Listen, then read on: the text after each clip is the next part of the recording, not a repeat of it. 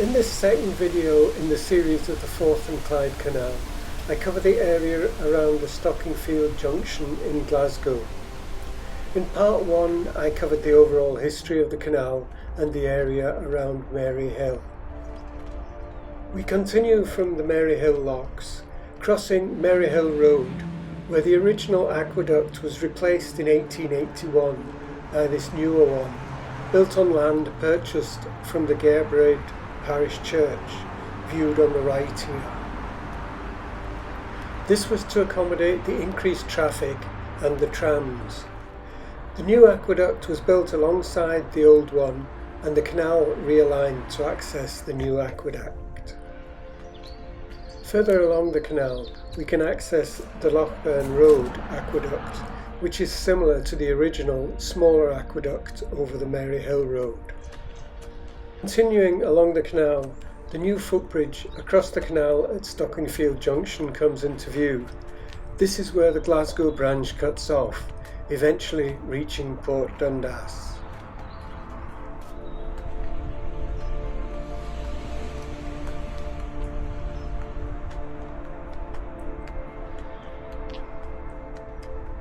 The bridge was designed by Jacobs Engineering and is a tri-directional bridge with a viewing platform, suspended by a large spire with an overall height of 35 metres.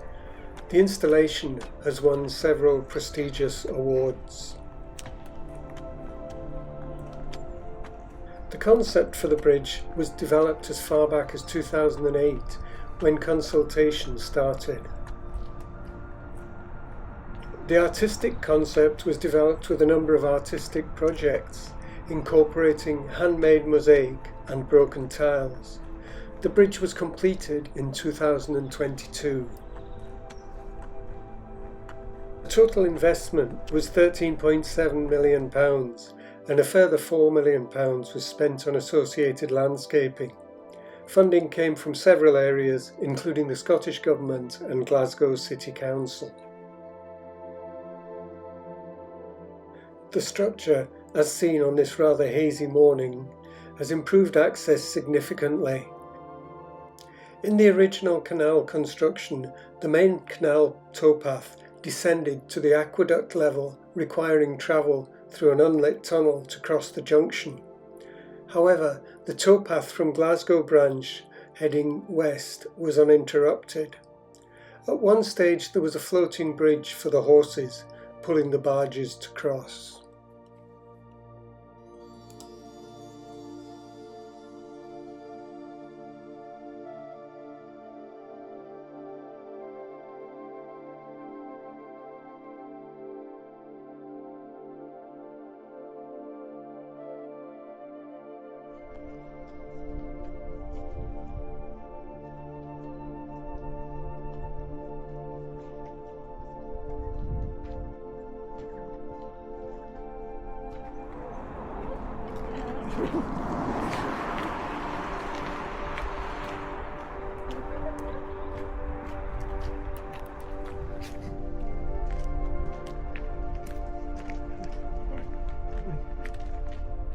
There are some 22 artworks on the site.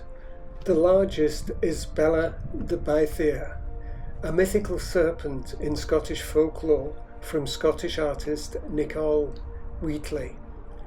The body is to be adorned with scales.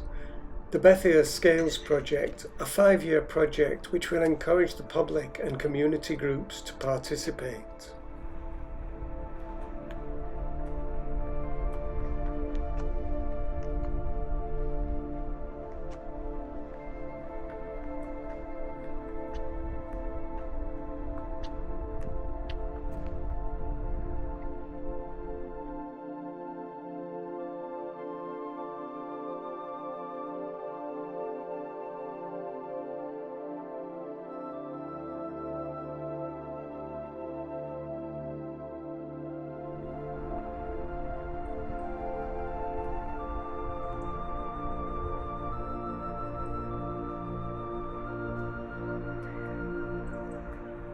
The viewing platform gives a good overview of the junction and the city of Glasgow beyond.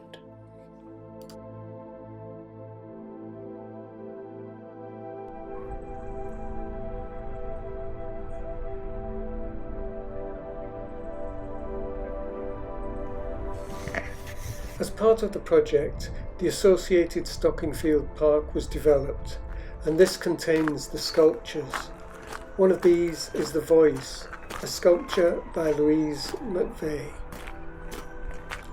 This tree with the baked trumpet flowers represents the voices of the communities.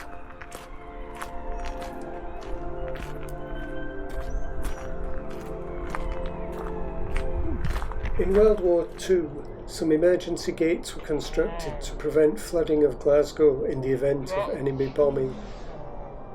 All that now remains are the foundations and part of the mechanism.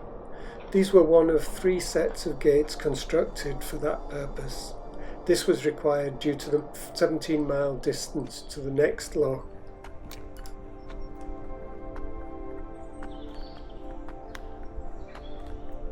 Continuing along the path of the Glasgow Branch, there is a spillway, an overflow channel used to regulate the level of water in the canal.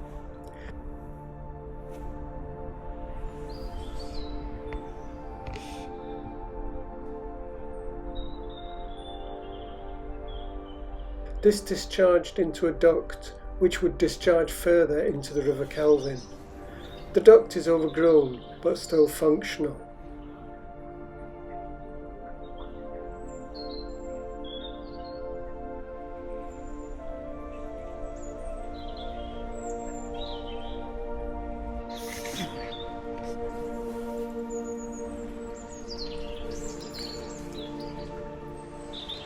A more modern control system has now been installed, which monitors the level and the predicted rainfall, and, if substantial rain is forecast, the level in the canal is lowered by up to 50 millimetres to allow additional capacity to accept the drain off from the rain and prevent or reduce flooding.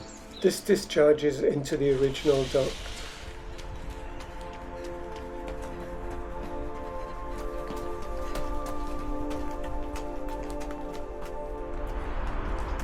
The final point on this journey was the Maryhill Street Bridge, where the canal has been culverted, reduced in width, which has been done at many points on the canal, although this doesn't impact on the current canal traffic.